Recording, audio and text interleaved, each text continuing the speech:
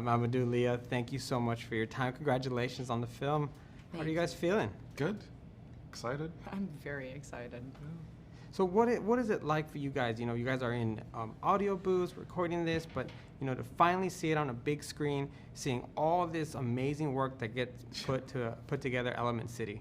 I think even while we were in the booth, I forgot what we were doing at times because I was so focused on the work that it didn't even occur to me that like, oh, there's a premiere at some point. There's going to be plushie toys at some point. So like each step of the process has been incredibly shocking. But then even, you know, a really cool part of the process after we did our voice was actually getting to meet some of the animators and see all the little magic like tinkers that they would do with like the different characters. Like that was an insane part of the process too, because it wasn't just us two, Denise and Peter and the writers. Like there were 89 animators and 250 people plus who worked on this film that only came literally after we were done even in doing our voice. Yeah. Tell me a little bit about getting emotional, because you get a little hot and you get a little emotional, but it elevates and your voices really change. How did you guys develop that voice? Because it's a lot of fun in the film, especially Wade. When he starts getting emotional, so it goes over the top. I had the best teachers in the world, man. I really think I did. I genuinely think I did. At least for me. I had these clown teachers, Chris Bays and Jane Nichols. They really opened me up and helped me like get more vulnerable in a kind of a immediate circumstance. Not like Barnum and Bailey, like, you know, circus kind of clown. It's more of a kind of a Philippe Lecoq. I'm not going to bore you with like the whole thing, but it was just really about being open and vulnerable and letting yourself go through the extremes of emotions, whether it's super angry or happy or emotionally sad or whatever. Those techniques and like those experiences in that classroom really helped me prepare for this part. I think the explosive parts of Ember were fairly easy to find. I mean, there are different kinds of yells and explosions that come from different parts of our body. But for me, the emotional side, when it came to family, and when you would see Ember's light dim, and you know, she would barely even look like fire at that point. Yeah. She just looks like two little eyeballs, and Wade's like, you're beautiful, and then you see her like bloom up again.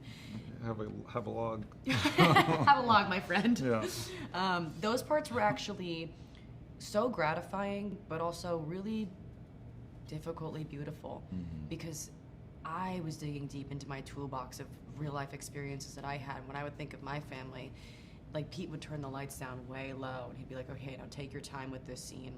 And when Ember was vulnerable, and those were some of the biggest moments for me, because I was just like, whoa, to be vulnerable about my own life, but through this character, it was just very intimate, you know?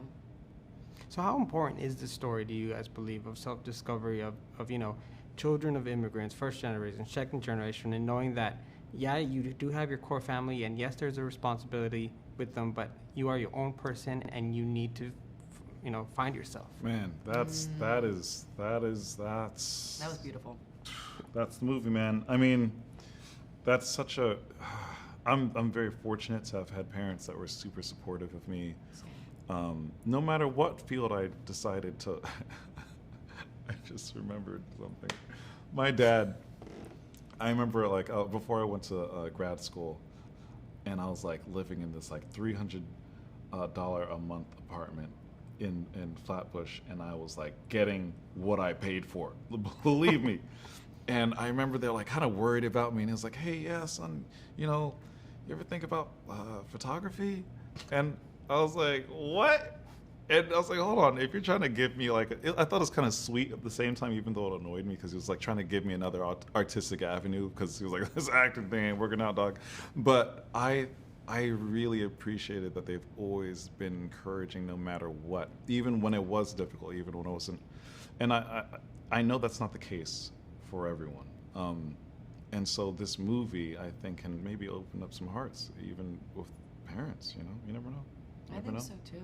I mean, even at the beginning of this film, you see Bernie, Ember's father, so intent. And I think for sure she is so very excited about that.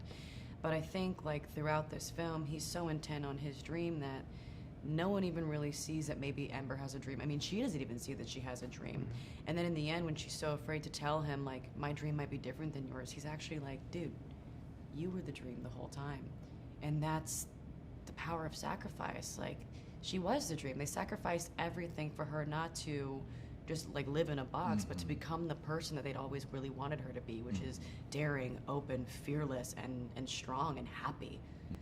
And I think that's a lot to take away from that. Yeah, definitely a very, very powerful film, very fun film. Fun. Thank you so much for your time. Yeah, thank you. Congratulations and welcome to the Pixar family. You guys are now in part of that Good to be large here. group. Thanks. Very man. good to be here. That's Thank the you. best. Thank you so much.